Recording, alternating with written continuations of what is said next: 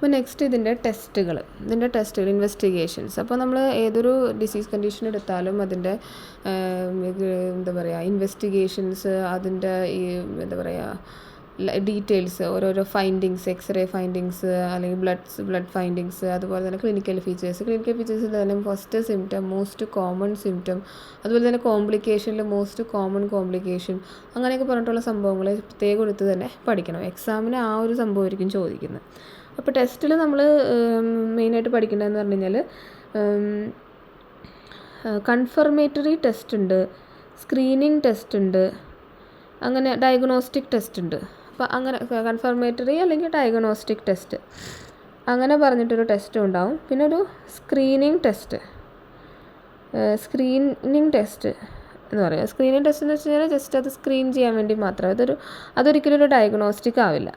അപ്പോൾ ഇവിടെ നോക്കുകയാണെങ്കിൽ കൺഫർമേറ്ററി ടെസ്റ്റ് വരുന്നത് CT ആൻജിയോഗ്രാഫിയാണ്.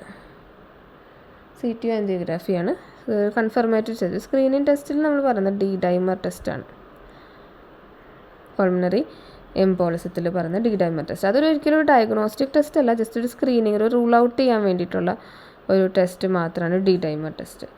ഓക്കെ, അപ്പോൾ ഇത്രയുമാണ് നമുക്ക് പൾമണറി ത്രോംബോ എംബോളിസത്തിൽ പറയുന്നത്. ഓക്കെ.